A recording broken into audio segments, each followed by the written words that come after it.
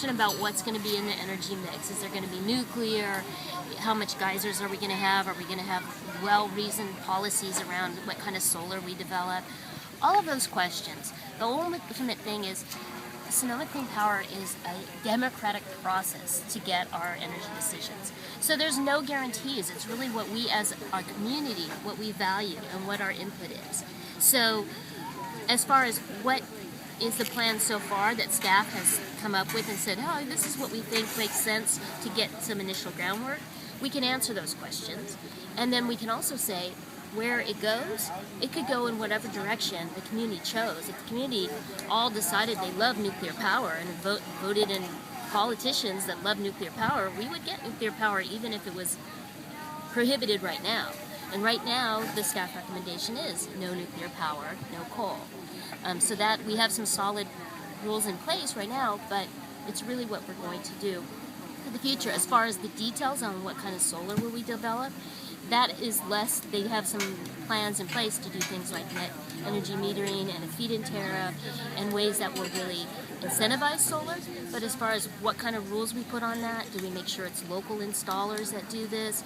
Those are the decisions that are on the table for who decides to participate, and people need to be engaged to answer those decisions in the way that the community would value and want those decisions to be made.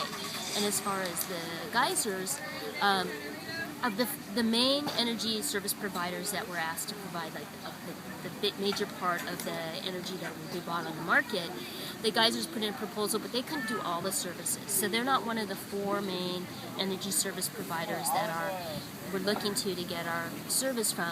But there's ongoing discussions with Calpine and the folks that develop the geysers to see how we can put them in the mix, how could they be part of what we're using. And again, that'll be a decision that if they come up with a proposal, it'll be our representatives for the participating cities in the unincorporated area of the county that has a voice there. Those people that have a voice on it, it'll be their desires that are going to decide how much we pay, whether we finalize a contract with the geysers, and all of that, just like all these other decisions. And for the energy service providers, there's 4 that are in the finalists. Whatever the sort of recommended contract is for that, again, it goes back to our public representatives to decide, do we want to approve this contract? Do we like the prices? Did they follow through on getting us low carbon energy? Is it better than what we're getting from PG&E? And if we want it to be, do we send it back if it's not the contract we want?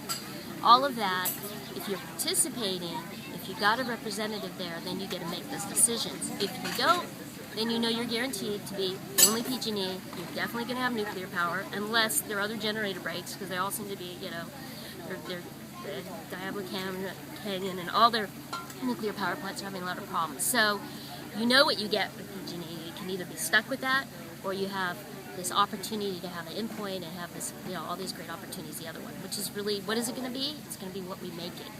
And so people need to get engaged and make sure their voice is in there.